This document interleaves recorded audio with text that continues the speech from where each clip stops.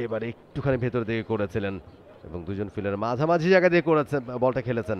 বল চলে গেল সীমানার বাইরে। 4 রান দিয়ে রানের খাতাটা ওপেন করেন নাইম শেখ।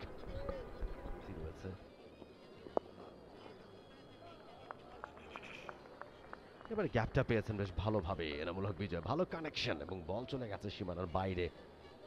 বিজয়ের ব্যাটে প্রথম বাউন্ডারি। এবারে বাজে ডেলিভারি এবং পানিশমেন্টটা যা হওয়া দরকার সেটাই হয়েছে। ভালো ফিল্ডিং হলে কি হবে, বাউন্ডারি আটকানো যায়নি, বল চলে গেছে একেবারে বাউন্ডারি রোপে। ভালো ফিল্ডিং ছিল সেখানে অবশ্যই। এবারে দেখার মতো একটা কভার ড্রাইভ, দৃষ্টিনন্দন একটা কভার ড্রাইভ এবং শটটা খেলার পরে রান নেওয়ার কোনো চেষ্টাই থাকবে না, কারণ তিনি শটটা খেলার সাথে সাথে বুঝে গেছেন যেটা বাউন্ডারি পেরিয়ে যাবে এবং এরই সাথে ওভারও শেষ হলো। পঞ্চম ওভারে খেলা শেষ, 23 বিনা উইকেটে বাংলাদেশ। ওয়ালটন বিএলডিসি ফ্যান, খরচ বাঁচে 65% পর্যন্ত। ওয়ালটন বিএলডিসি ফ্যান ছড়ায় স্বস্তির সবুজ হাওয়া। এবারে অবশ্য চমৎকার পুল শট এবং বাউন্ডারি পেয়ে গিয়েছেন এনামুল হক বিজয়। এবারে কিন্তু বেরিয়ে এসে একটা বড় শট এবং বল চলে গেছে সীমানার বাইরে। অনেকেই কিন্তু প্রপার পজিশনে খেলছেন না এই ম্যাচটা।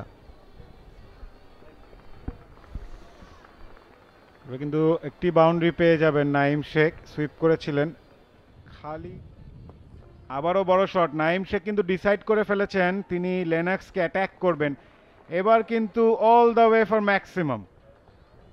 প্রথমটা হয়তো তিনি পার করতে পারেননি, তবে এবার ঠিকই পার করেছেন নাইম শেখ।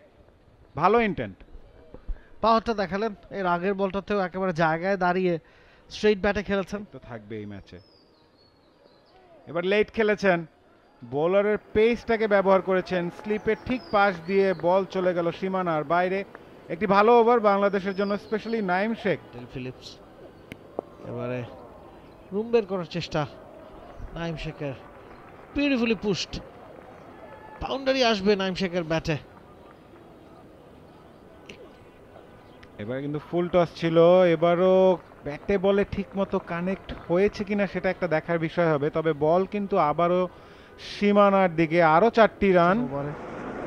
এবারে স্টেপ আউট করে বেরিয়েছেন, ইনসাইড আউট, বিউটিফুলি প্লেড। আরো একটা boundary, hat-trick of boundaries from Naim Sheikh's bat. He is on fire.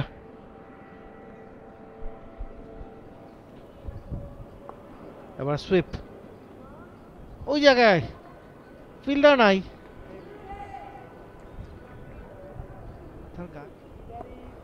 এবার কিন্তু অফ স্টাম্পের অনেক বাইরে থেকে টেনেছেন, আরও একটি বাউন্ডারি।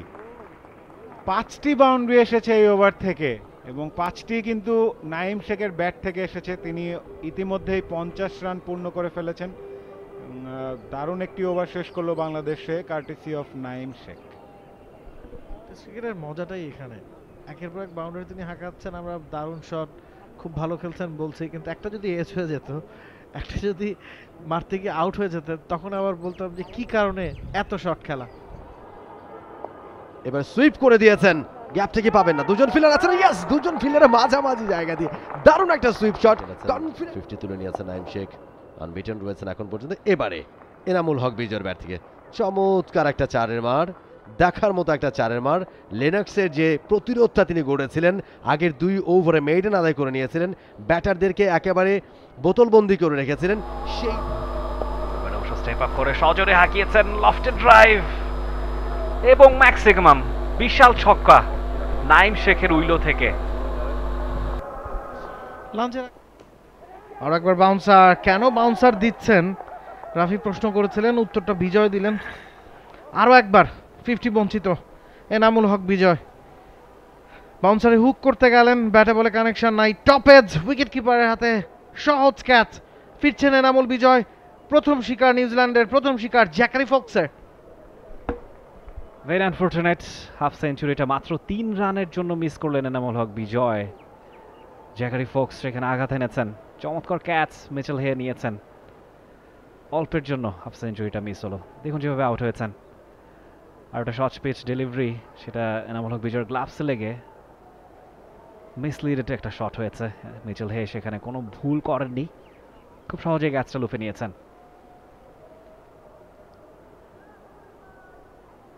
47-এ ফিরে যাচ্ছেন, ইনফ্যাক্ট 48-এ এনামুল হক বিজয়। 97টা বল তিনি খেলেছেন, অনেকক্ষণ ক্রিজে টিকেছিলেন। For more updates, subscribe to our YouTube channel and click on the bell icon. Follow us on Facebook and Instagram. Download T-Sports app to enjoy exciting games and highlights. Visit tsports.com.